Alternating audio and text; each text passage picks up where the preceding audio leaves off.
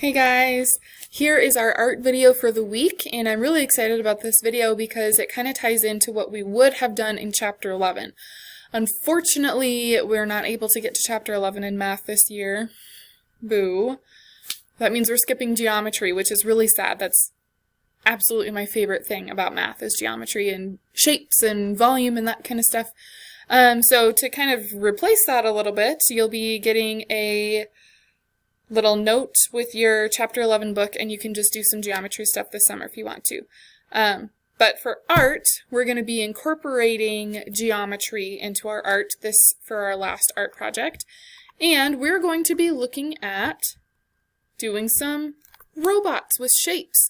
So geometry is all math about shapes, and if you look at these examples here, it looks like we need one big shape for the body of the robot, and then we need one similar sized shape for the head, and then we'll need a lot of little shapes for the details in our robots.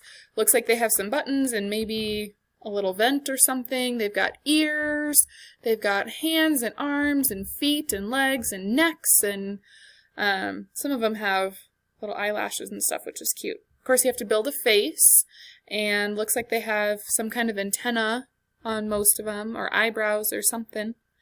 Okay, but we're going to build our own robots similar to this, but not exactly. So on here, you should have a plain white piece of paper, and then you should also have a whole array of colored paper that you'll be using to build your robots. So what I'd like you to do is to put your name on one side of the paper and then turn it over, just like we do in class. Okay, let's keep our papers the tall ways because our robot will fit better that way instead of turning our paper sideways. Okay, so our first task is going to be to choose the color that we want for the main body of our robot. And you can go ahead and choose your color. I'm going to choose a color that I think the other colors will stand out on. So I'm going to use green. And if you look at this, if I put that whole square that I gave you, or I guess the rectangle that I gave you on there, it's too big. So we're going to have to cut our rectangle smaller. So go ahead and cut down your rectangle a little bit. Probably needs to be a little shorter and a little skinnier. If you want to use a ruler and a pencil and do this, that is totally up to you. I think that's probably good. So let's see. Pick up the camera here. That's what my page looks like. There's quite a bit of white space all the way around the body of my robot, which is what we want. We want it to be pretty, open on the sides so that we can put the other pieces of our robot together. So now that I have the body of my robot, I'm going to start by gluing it down so that it's not moving while I'm trying to put the other pieces on. Go ahead and glue yours down too if you've got it cut.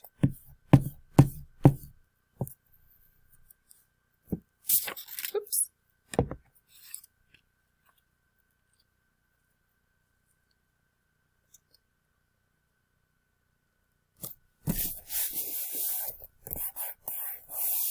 There we go. There's the body of my robot.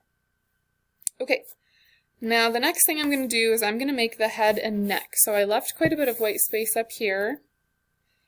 And I'm going to use yellow, I think, for the head. I'm going to cut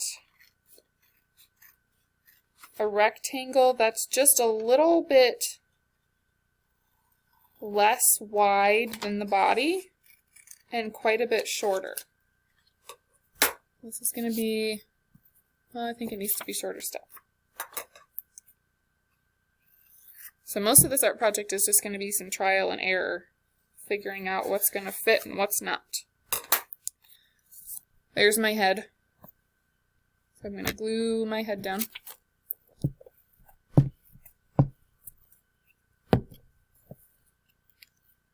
But leave a little bit of white space between the head and the body because we have to put a neck for the robot. Robots turn their heads just like we do, so we have to give them a way to do that. And I'm going to use some brown for the neck of my robot.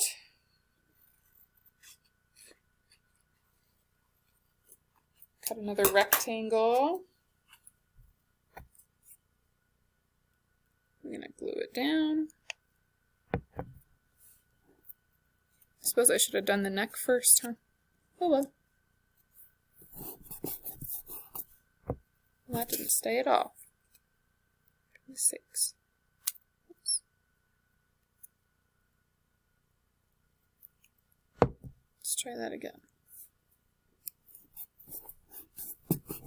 There. There is the neck of my robot. And I'm going to take a pen, give myself some eyes here.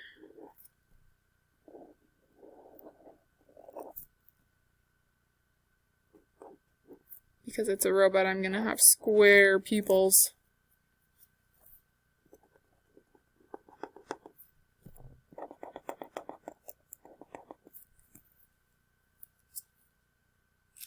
That should really be the only thing that we need a pen or a pencil for.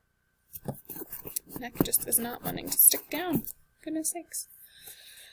Okay, for the arms and hands and legs and feet, we're going to do more rectangles, at least for the arms and legs, and then you can do other shapes, for the hands and feet. You can see in this example over here, looks like they have triangle hands.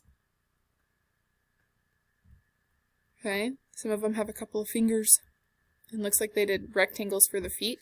So that's what I want you guys to do as well, and go ahead and just be expressive with your robots and finish building them up, and then I'm excited to see them back, and for you to see mine when it's all finished.